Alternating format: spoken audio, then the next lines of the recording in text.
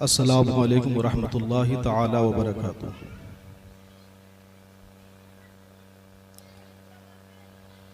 नबी की मोहब्बत में आप हजरात नबी की महफिल में बैठे हैं, लिहाजा सुन्नतों का ख्याल रखें।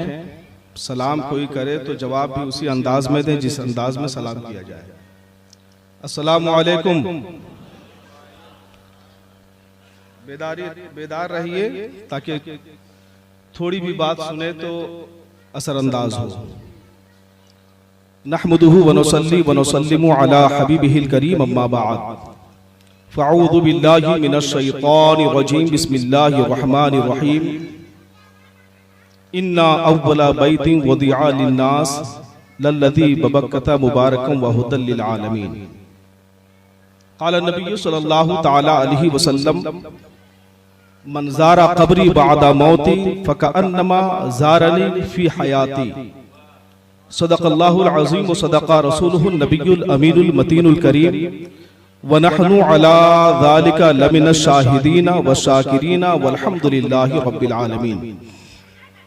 अक़ीदत व महब्बत से बारगाह रिसालत माब में हदिया दुरूद पाक पेश कीजिए। अल्लाहुम्मा सल्लि अला सय्यदिना शफीना मुहम्मदिन बारिक वसल्लिम, सलातुन व सलामुन अलैका या रसूल अल्लाह, सलातुन व सलामुन अलैका या हबीब अल्लाह सल्लल्लाहु तआला अलैहि वसल्लम। आज की ये महफिल एक ज़ाइर तैयबा के इस्तक़बाल के लिए मुनक़िद है। आज आने वाले सारे उलमाए कराम, खा वो शोरा हों या खुतबा हों, ये सब के सब आज सिर्फ एक ज़ाइर के इस्तक़बालिया जुमलों से नवाजने के लिए और दुआएं देने के लिए आए हुए हैं। जौहरे खिताबत या फन्ने शायरी इजहार करने के गरज से नहीं आए हैं, इसका ख्याल आप हजरात रखें।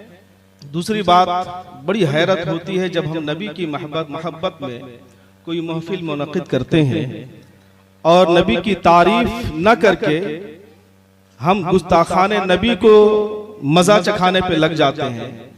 हमेशा ये काम हमें अच्छा नहीं लगता है। ये काम उस वक्त किया जाए जब उसका मौसम हो। जहां नबी की तारीफ की महफिल है वहां नबी की तारीफ ही कीजिए तो ज्यादा बेहतर होगा। लिहाजा तनकीदी अशार या तनकीदी जुमलों से हम परहेज करें ऐसी महफिलों में तो ज्यादा बेहतर होगा। जब मुनाजरे की महफिल होगी वहां मुनाजरा कर लेंगे। आज आली जनाब मोहम्मद शहादत भाई हरमैन शरीफैन का सफर का इरादा किए हैं। अल्लाह रब्बुल इज्जत ने इन्हें ये शरफ मुक़द्दर फरमाया है कि अपने खुशा किस्मत लिए उस हरमैन शरीफैन की जियारत के लिए तशरीफ ले जा रहे हैं।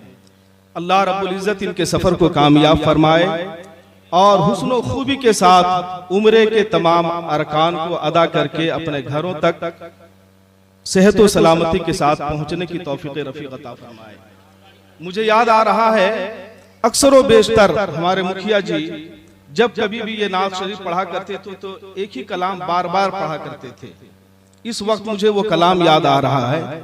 मुखिया जी कहते थे, चमक तुझसे पाते हैं चमकाने वाले, चमक तुझसे पाते हैं चमकाने वाले, मेरा दिल भी चमका दे चमकाने वाले, मेरा दिल भी चमका दे चमकाने वाले, और बरसता नहीं देखकर अब्रे रहमत, बदों पर भी बरसा दे बरसाने वाले। मेरा ख्याल है कभी न कभी दिल से ये जुमले, ये अशार इनके दिल से निकले होंगे जिसे अल्लाह ने मकबूल फरमा लिया होगा।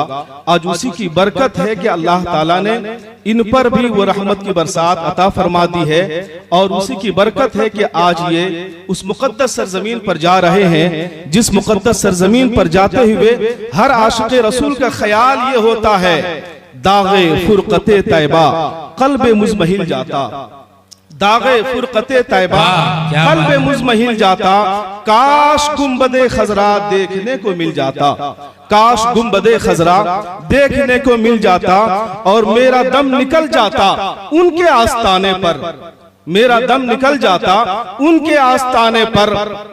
उनके आस्ताने की खाक में मैं मिल जाता, उनके आस्ताने की खाक में मैं मिल जाता। अज़ीज़ान गिरामी, यकीनन उस मुक़द्दस सरज़मीन के फ़ज़ाइल व मनाक़िब कितनों बयान किए जाएं कम हैं। बस यूं जाने कि अल्लाह के प्यारे रसूल सल्लल्लाहु तआला अलैहि वसल्लम इरशाद फरमाते हैं, जो शख्स खाना काबा का तवाफ कर ले, खाना काबा का तवाफ कर ले और तवाफ़े खाना काबा के दरमियान उसने कोई ऐसा गुनाह न किया जो मुनकिरे तवाफ है, जो तवाफ के लिए जायज नहीं है, ऐसा कोई काम अगर उसने न किया तो खाना काबा के तवाफ की बरकत से अल्लाह तबारक व तआला उसके नाम जन्नत लिख देता है, उसके नाम जन्नत लिख देता है। और अल्लाह के नबी सल्लल्लाहु तआला अलैहि वसल्लम फरमाते हैं, जो शख्स मदीना मुनव्वरा में आकर मेरे रोज़े अतहर की जियारत करता है, मस्जिद नबवी में 40 वक्त की नमाज अदा कर लेता है, फिर ये समझो उसके लिए जन्नत लिख दी गई, उसके लिए जन्नत लिख दी गई। सवाल करने वाले ने कहा, खाना काबा का हज करें तो जन्नत की गारंटी नहीं, लेकिन मदीना मुनव्वरा की हाजिरी दें तो जन्नत की गारंटी देते हैं उलमाए कराम, इसकी वजह क्या है? तो जवाब देने वाले उलमा ने जवाब दिया, क्योंकि खाना काबा में एक काबा है, लेकिन मदीना मुनव्वरा में जन्नत का एक हिस्सा है।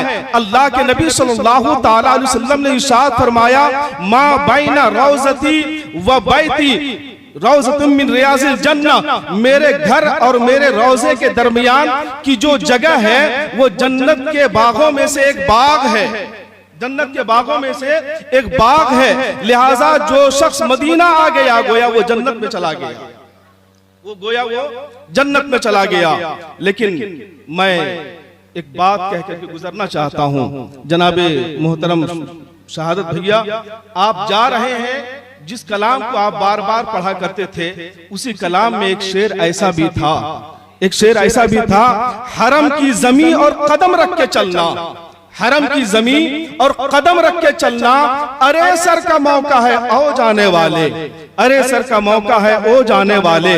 यकीनन उस मुकद्दस सरजमीन की हुर्मत का क्या कहना।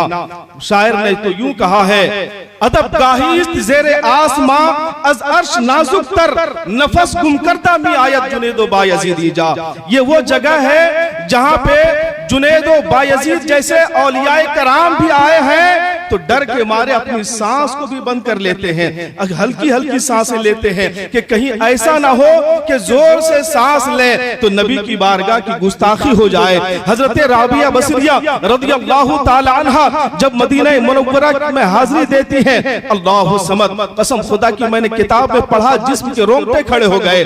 हजरत राबिया बसरिया रदियल्लाहु ताला अन्हा मदीना शरीफ गई हुई थी, आप वहां जाती हैं, चूंकि वो औलियाए कामिलीन का हाल ये होता है, वो हमेशा अपने नफ्स को कंट्रोल में रखते हैं, दिल की ख्वाहिश जो मांगती है वो पूरी नहीं की जाती है। लिहाजा राबिया बसरिया जब मदीना शहर मदीना जाती हैं, जाने के बाद भूख सताती है, आपको लगता है कि कुछ खाया जाए, लेकिन राबिया बसरिया ने कहा, चूंकि हमेशा हमने अपने नफ्स को ठुकराया है, हमेशा हमने अपने ख्वाहिश को ठुकराई है, लेकिन चूंकि आज महबूब के शहर में हम आए हुए हैं, लिहाजा आज नफ्स को ठुकराना नहीं है, महबूब के शहर में आकर के अपने नफ्स की ख्वाहिश पूरी करनी है। लिहाजा हजरत राबिया बसरिया रदियल्लाहु ताला अन्हा एक दुकान जाती है, वहां से दही खरीदती है और दही को खाना चाहती है। पहला लुकमा अभी मुंह पे लिया था कि देखती क्या है कि दही खट्टा है, दही खट्टा है। राबिया बसरिया के दिल से आवाज निकली कि मदीना का शहर, ये शहर मदीना और मदीने का दही इस कदर खट्टा। अभी इतना कहना था, राबिया बसरिया पर एक कैफियत ऐसी तारी हो गई, गश खाकर जमीन पर गिर पड़ी। कुछ देर के बाद जब होश में आती है, लोगों ने पूछा आखिर बेहोश होने की वजह क्या हुई। कहा, जूं ही मेरे मुंह से ये जुमला निकला था कि मदीना का दही खट्टा है, तो मेरी रूह ने मेरी मुलामत की, मेरी रूह में एक आंधी चली, उस आंधी के जद में आकर मैं गश खाकर गिर पड़ी। मेरी रूह ने मुझे आवाज दिया, ए राबिया तुम कैसी महबूबा हो, अपने महबूब के शहर में आकर महबूब के शहर के दही को तुम खट्टा कह रही हो, ये मोहब्बत के तकाजे के खिलाफ है। अल्लाह समद। अंदाजा करें, एक अल्लाह की वलिया जब मदीना शहर जाती है तो नबी के बारगाह की अज़मत और हुर्मत का इस कदर ख्याल कर रही है कि वहां के दही को खट्टा कहने से भी डर रही है। लिहाजा हर अहले ईमान को चाहिए उस मुकद्दस सरजमीन पर जाए तो अदब व एहतराम का ख्याल रखे, और इस तरह अदब व एहतराम का ख्याल रखे कि किसी को अपनी जात से तकलीफ न पहुंचने दे, किसी को ठेस न पहुंचने दे, किसी को न सताए। हत्ता के नबी पाक अलैहिस्सलातु वस्सलाम के मज़ार मुकद्दस में हाजिरी दे तो इस अंदाज में दे कि जब भीड़ देखे तो भीड़ से किनारा इख्तियार कर ले, और इस डर से भीड़ में न जाए कि हो सकता है मेरे जिस्म से किसी को ठेस लग जाए और उसे तकलीफ पहुंच जाए। अल्लाह समद। याद आ रहा है हजरत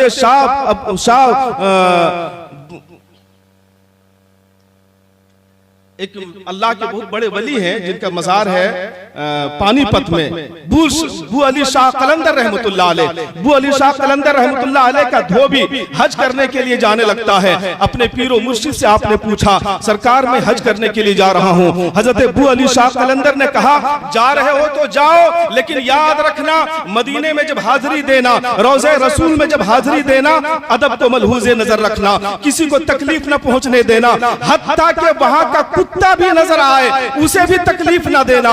धोबी चला गया, हज करके जब वापस आता है, हज करने गया है, रोज़े रसूल में हाजिरी देने लगा है, भीड़ की वजह से एक जगह धक्का खाकर गिर जाता है। जब गिरा है तो देखा क्या है, एक कुत्ते को चोट लग गई। जो ही चोट कुत्ते को उसने देखा, पीर की नसीहत याद आ गई। उस धोबी ने कुत्ते को पकड़ा, पकड़ने के बाद क्या देखता है, पेशानी पे चोट लगी है, एक पट्टी उसने अपने कपड़े की पट्टी अपने कपड़े को फाड़ा, पट्टी बना करके कुत्ते के पेशानी में बांध दिया है। अल्लाह समद। जब हज करके वापस आ गए, पीरो मुर्शिद की बारगाह में फिर हाजिर हुए।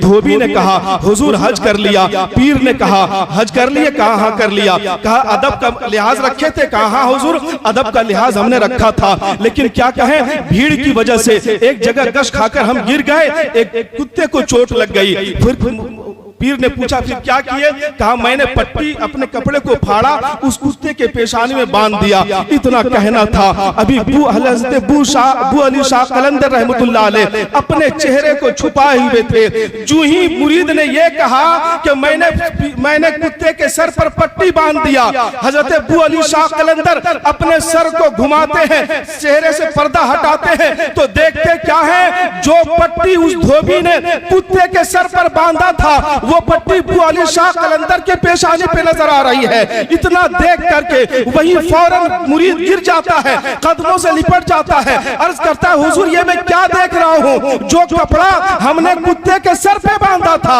आपके सर पे कैसे आ गया है? बू अली शाह कहते हैं, ए मेरे मुरीद, जिसे तुम मदीने का कुत्ता समझ रहे थे वो कुत्ता कोई और नहीं था, वो बू अली शाह कलंदर ही था।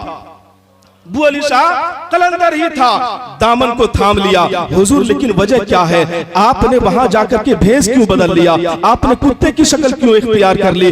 बू अली शाह कलंदर कहते हैं, चूंकि नबी की बारगाह में इंसानी शक्ल में जाने की मुझे हिम्मत ना हुई, मुझे डर था कि कहीं खता ना हो जाए, लिहाजा मैं इंसानी शक्ल से कुत्ते की शक्ल में आ गया और कुत्ते की हैसियत से नबी की बारगाह में जाकर के हाजिरी दी, ताकि अगर गलती हो भी जाए तो अल्लाह तबारक व तआला जानवरों की गलतियों को लिखा नहीं करता है। मेरे दोस्तों, मेरे बुजुर्गों, तो कहने का मकसद और मंशा ये है, नबी की बारगाह वो पुरअज़मत बारगाह है जहां वक्त के बड़े बड़े कलंदर भी जाते हैं तो कुत्ते की हैसियत से जाया करते हैं। लिहाजा जब हम उस मुकद्दस बारगाह में जाएं तो हमारी भी हैसियत वही होनी चाहिए, निहायत इनकिसारी, निहायत तवाज़ु होना चाहिए, और हरगिज हरगिज वहां का कोई अदब व एहतराम में कोई कमी नहीं आनी चाहिए। नबी की बारगाह है, अल्लाह के नबी ने इरशाद फरमाया है, जो शख्स मेरे कब्र की ज़ियारत कर ले गोया वो ऐसा ही है जैसा कि उसने जिंदगी में मुझे देखा। अल्लाह समद। गोया कि उसने मुझे जिंदगी में देखा।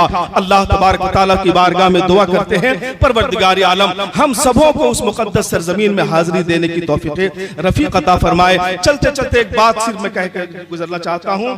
खौरी महुआ की सरजमीन पर एक मकतब बन रहा है जहाँ पे सारा काम हो चुका है, सिर्फ ऊपर में एल्बेस्टर देना बाकी है।